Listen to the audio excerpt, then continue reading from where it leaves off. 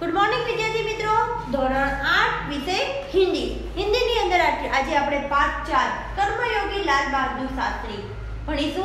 એના લેખક છે શંકર દયાળ શર્મા। તો કે કર્મયોગી લાલ બહાદુર શાસ્ત્રી, કર્મયોગી નામ કેમ આપ્યું એમને? તો કે લાલ બહાदुर शास्त्री નું આજે આપણે પાઠ करिए।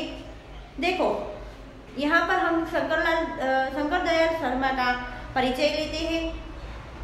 भारत के 9वें राष्ट्रपति श्री शंकर दयाल शर्मा का जन्म, भारत के 9वें राष्ट्रपति थे वो, मध्य प्रदेश में हुआ था, भोपाल में।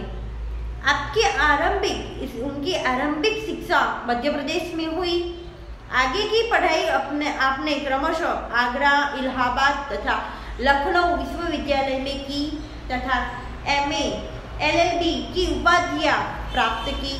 उसने MA भी किया है और LLB भी किया है।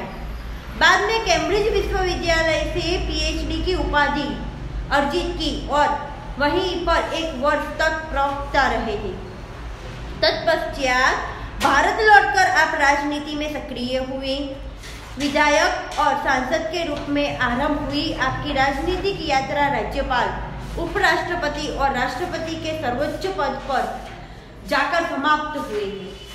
हिंदी और अंग्रेजी दोनों भाषा में आपने अनेक पुस्तकें लिखी, जिनमें से कुछ इस प्रकार की हैं: देशमणि, हमारे पथ प्रदर्शक, प्रतिष्ठित भारतीय तथा हमारे चिंतन की मूलधारा।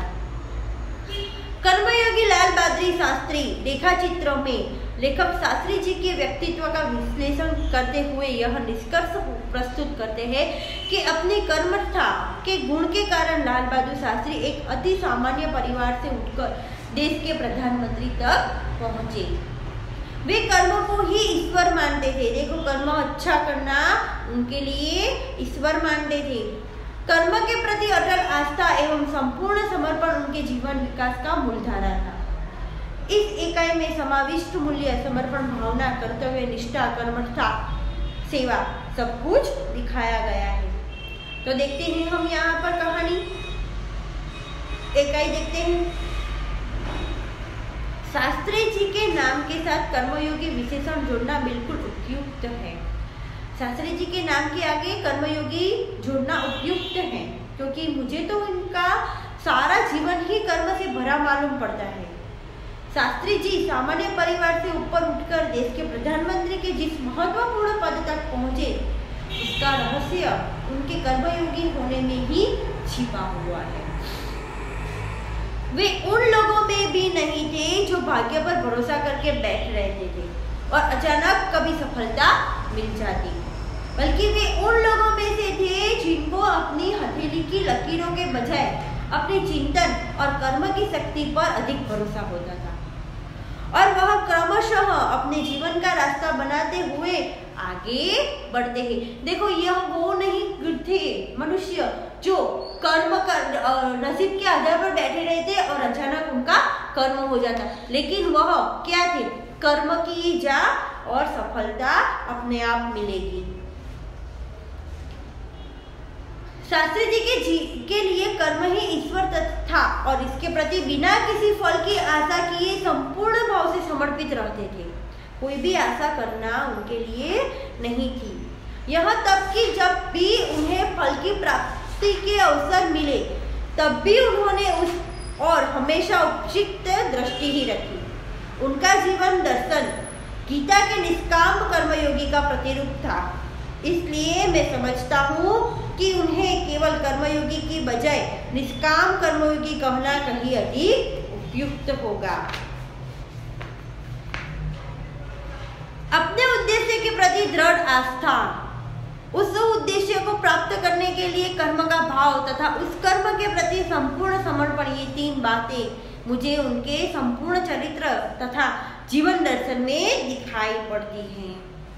अपने एक भाषण में उन्होंने इसी तरह के विचार व्यक्त करते हुए कहा था, यहाँ तक कि भले ही आप राजनीतिक क्षेत्र या सामाजिक क्षेत्र या किसी अन्य क्षेत्र में कार्य करते हैं, यदि आप उसमें सफल होना चाहते हैं, अपने दायित्व को पूरी तरह से निर्वाह करना चाहते हैं, तो आपके कार्य और समर्पण तथा भक्ति और कर्म में समन्वय होना चाहिए।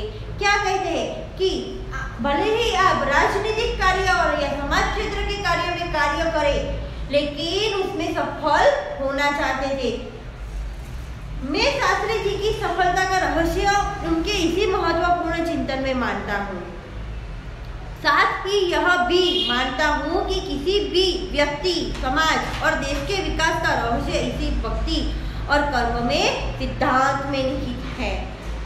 देखो शास्त्री जी का पूरा जीवन कैसे व्यतीत हुआ था, तो शास्त्री जी का संपूर्ण जीवन श्रम, सेवा और सादगी का समर्पण का अनुपम उदाहरण है। देखो श्रम करना यानी कार्य करना, सेवा करना यानी किसी गरीब की सेवा करना, और समर्पण, सादगी उनके जीवन का मूल उद्देश्य था, सादगी भरा जीवन।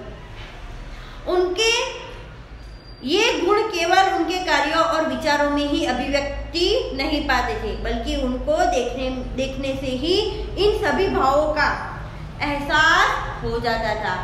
उनके अपने व्यक्तित्व में विचारों का अनोखा समन्वय था। वे जो कुछ कहते थे वही करते थे, जो कुछ भी करते थे वह एकमात्र राष्ट्र लाभ की भावना से प्रेरित होकर करते थे। मुझे लगता है कि यह उनके चरित्र की एक बहुत बड़ी विशेषता थी, जिसके कारण देशवासी उन पर इतना अधिक विश्वास करते थे और उन्हें चाहते भी थे। देखो जो वो बोलते थे वह करके दिखाते थे। पंडित नेहरू की समृद्ध राजनीतिक विरासत को संभालना और उसे आगे ले जाने का काम कठिन नहीं था, लेकिन देश ने उस समय यह साफ साफ देखा कि उसे संभालने की ताकत सिर्फ शास्त्री जी में ही है, और शास्त्री जी ने अपने निर्मल चरित्र और दृढ़ संकल्प शक्ति द्वारा देश की इस आकांक्षा को पूरा किया था। तो विद्यार्थी मित्रों, हम इतना ही पाठ लेंगे, अगले वीडियो में आगे का पाठ देखेंगे।